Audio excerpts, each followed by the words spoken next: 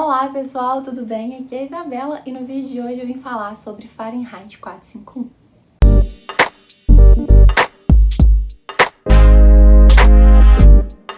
Mais um livro então da nossa lista de 12 livros para 2020. Se você não sabe ainda como que a gente montou essa lista maluca, eu vou deixar aqui nos cards um dos vídeos mais divertidos que a gente fez aqui no canal, que é a Raquel, a gente sorteou o livro que cada uma tinha que ler. Foi muito divertido. Eu saí com vários de terror e de medo, claro, e ela saiu com vários jovens e de fantasia, que não é coisa que ela lê muito, mas tá sendo bem divertido. E eu saí com Fahrenheit 451, que já era um livro que eu queria ler. Ele tem todo aí uma aura, né, por trás. Ele é um dos grandes representantes de distopia que a gente tem.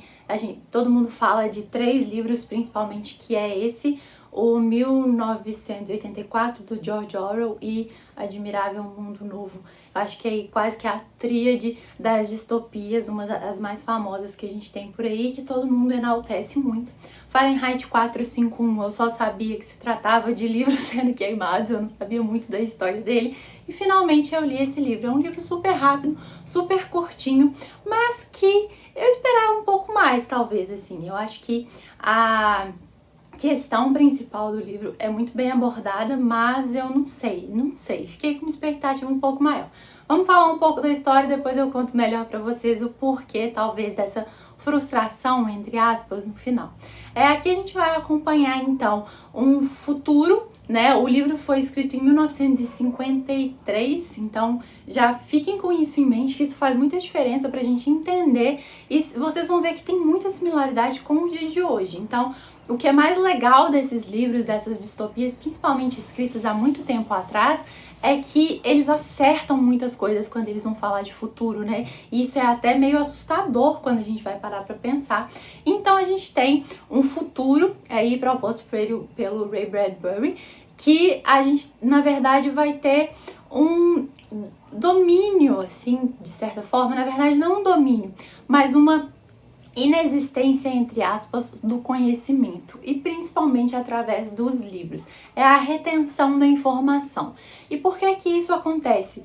Pela população mesmo. Você pode achar que talvez em primeiro momento é por conta de um governo totalitário que não quer que as pessoas tenham acesso a essa informação, mas essa informação ela acabou sendo descartada pela própria população, né? Então, quando as coisas passaram a incomodar, então tudo que não fazia a pessoa feliz, então tudo que fazia a pessoa pensar e gerar discussões, as pessoas foram deixando de lado, foram deixando de consumir. E também coisas que demandavam muito tempo. Então você tinha os livros, e aí as pessoas liam os livros, ok. Mas depois de um tempo a gente passou a ter adaptações, então as pessoas consumiam a adaptação.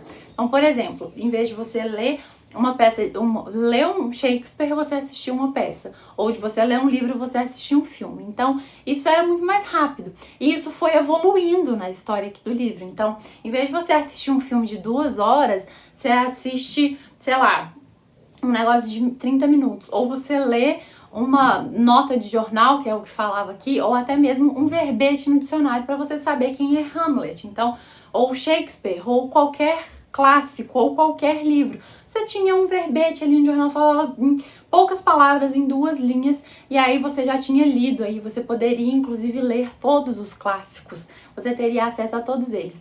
Ou seja, essa velocidade de querer as coisas, essa coisa de querer muito e não ter tempo para tudo, sabe? É meio louco, né? Mas enfim. Então, o conhecimento e a informação, eles passam a não ser quistos pela sociedade, que se banaliza, né? Nem banaliza, que se aliena num universo em que tudo é muito bom, que eles querem só se divertir. Até mesmo a escola é diminuído o tempo, né? Porque não tem necessidade das crianças ficarem tanto tempo, tantos anos estudando. Elas eram simplesmente preparadas para exercer uma função, para exercer uma profissão. E aí a gente vai acompanhar a televisão, na verdade, o universo televisivo, ele passa a ser muito grande, as pessoas têm inclusive uma espécie de reality show que você interage, então como se aquelas pessoas que estão ali fossem parte da sua família, você também faz parte do roteiro, então tudo isso vai construindo uma sociedade totalmente alienada. Basicamente é isso, é uma sociedade que não tem acesso à informação e que não quer ter acesso a essa informação. E é claro, gente, que o governo como um todo se aproveita dessa situação. Então a gente tem um mundo ali que está vivendo em guerra, mas que a população não sabe nada disso, do que está acontecendo. E essa ambientação ali em Fahrenheit 451 é basicamente isso que a gente sabe muito pouco, porque o foco da história não é no mundo em si, no mundo distópico em si, como em vários outros casos, né, que a gente tem distopias. É muito descrito como que o mundo ficou, por que chegou naquele ponto e como que são... sei lá, as edificações, como que são os carros, como que são tudo, você vai tendo muitos detalhes do ambiente. O foco do Fahrenheit 451 não é esse, ele te dá um pano de fundo do que está acontecendo com o mundo, muito pelos diálogos que o nosso personagem principal tem com alguns outros personagens, mas o foco mesmo é na trajetória do Montag, do Guy Montag, que é o personagem principal. Esse nosso personagem principal, ele é um bombeiro. Porém, os bombeiros aqui nesse livro, eles não são como eles são no nosso dia a dia. Em vez de apagar o fogo, os bombeiros ateiam fogo. É isso mesmo. O que a solução para todos os problemas que eles têm ali nesse livro é queimar. Então, se você tem os livros que as pessoas não querem, que é um conhecimento proibido, que passa a ser algo que incomoda a todos, o que você faz com eles? Queima. Então a função dos bombeiros é essa. Então se você, por exemplo, tem um livro na sua casa e o vizinho vê, fica incomodado com aquilo, ele te denuncia, os bombeiros vão lá e queimam tudo, inclusive às vezes queimam até a sua casa. Então a função dele é essa, ele está super confortável no início com essa função, ele inclusive acha lindo, ele acha que ele está fazendo um bem para a sociedade, que a função dele ali é muito importante, ele gosta muito do fogo, que o fogo é uma coisa muito bonita mesmo, e ele vai descrevendo. Porém, é um encontro que ele tem ali com uma vizinha dele, que ele passa a conversar com ela, é um ponto-chave que vai virar um pouco a cabeça do Montag. Então, essa menina de 17 anos, que ele encontra um dia voltando do trabalho, e que eles acabam andando junto em direção à casa deles, já que eles são vizinhos, ela começa a conversar com ele. Conversar mesmo, de perguntar coisas e de se interessar por ele e não por simplesmente o que passou na televisão, o último carro que foi lançado e coisas assim banais, né? Então assim, ele nunca tinha tido essa experiência. As pessoas não conversam, as pessoas não dialogam, as pessoas não têm nem informação para poder compartilhar umas com as outras. Então quando essa menina começa a instigar coisas nele, perguntar sobre ele, inclusive falar um pouco da sua família, que é diferente de todas as outras, porque eles realmente conversam e eles têm esses diálogos, o Guy começa até algo tão diferente para ele que ele começa a ansiar por aquilo todos os dias. Então ele fica na expectativa por esse encontro com essa menina todos os dias, porque ele mesmo fala que ela foi a primeira pessoa que se interessou por ele e não, por exemplo, pelo que ele faz, pelo fato dele ser bombeiro.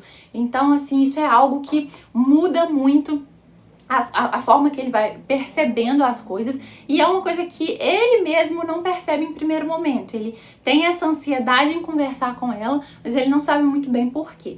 Outro grande ponto-chave ali que muda um pouco a relação do Montag com as coisas é o fato de que sua mulher tentou suicídio com pílulas calmantes e que ele se depara com aquela cena, ele consegue salvar ela, ele chama o resgate, fazem lavagem e tal, mas no outro dia ela acorda como se nada tivesse acontecido e ela inclusive fala que o Montag tá ficando doido, porque ela nunca faria algo nesse tipo.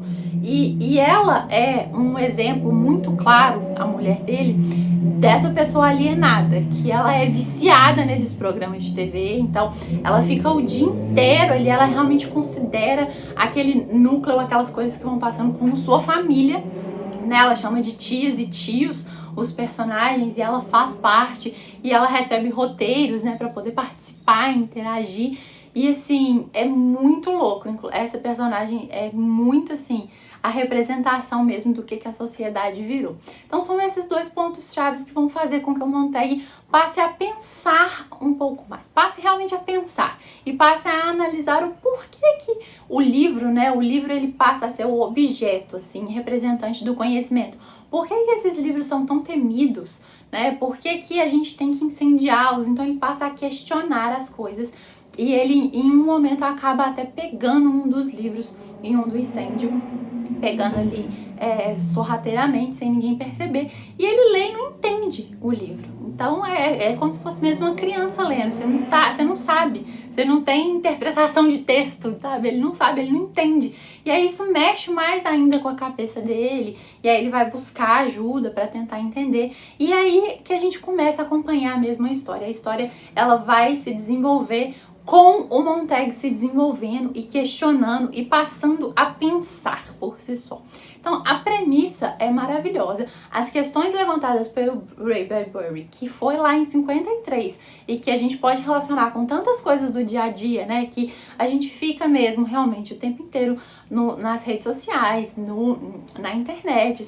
A gente tem aí essa onda de fake news que a gente está vivendo. Então, muito a gente pode relacionar com o que ele já levantou há muito tempo atrás, né? Há meio século atrás. Então, isso é muito louco e eu acho que toda essa reflexão que ele traz é muito válida e é muito boa. Realmente, eu gostei muito dessa parte. Eu acho que aborda o conhecimento mesmo como um formador de personalidade e de sociedade, e que eu acho que faz todo sentido. A gente pode até relacionar um pouco com questões de censura que a gente teve, né, na última Bienal aí do Rio, e muita gente comentou, esse livro até voltou um pouco à tona das pessoas falando do poder realmente que o livro, e o livro nesse caso o conhecimento e a informação traz para as pessoas e como que isso é tão importante. Então, gente, por esse motivo, realmente todo mundo deveria ler.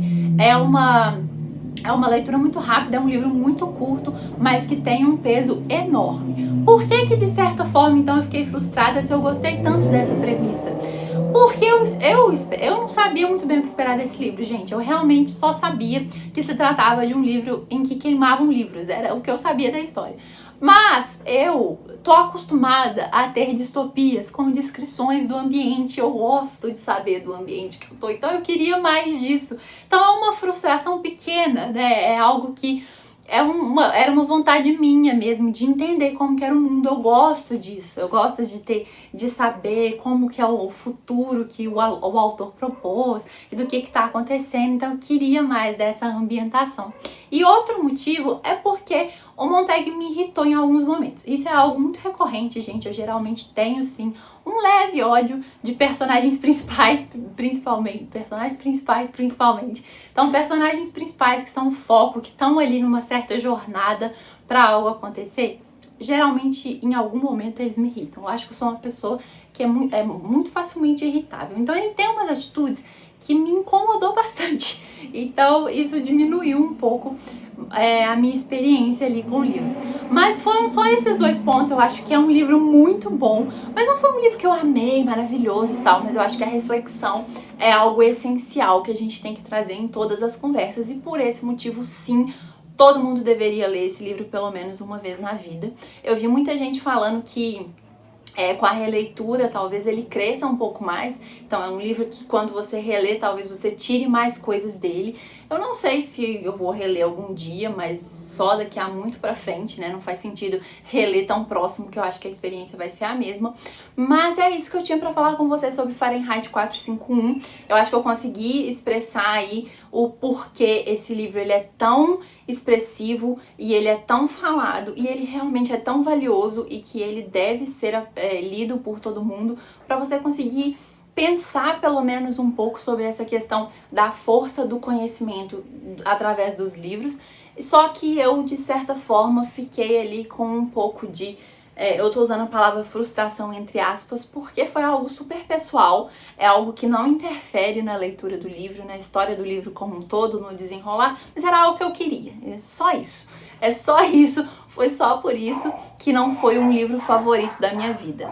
Então, pessoal, se vocês já leram esse livro, deixa aqui nos comentários o que vocês acharam, se vocês pegaram toda essa questão aí que ele aborda, e se vocês conseguiram fazer paralelos com o que a gente vive hoje, que eu acho que é uma das coisas mais legais de se fazer, você pegar um livro escrito há tantos anos atrás e ver que o futuro que ele falou lá realmente está acontecendo de certa forma agora, o que é muito preocupante, porque a gente vê o que acontece em Fahrenheit 451 com essa questão da informação e do conhecimento e de como o controle pelo governo ou até mesmo o desinteresse da população pelo conhecimento pode afetar muito lá pra frente. Então é algo a se pensar e refletir sobre o quanto que isso impacta nas nossas vidas também. Se você não for inscrito aqui no canal, se inscreve e deixa um curtir aqui nesse vídeo que ajuda muito a gente por aqui. Eu espero que vocês tenham gostado desse vídeo. Um beijo e até a próxima.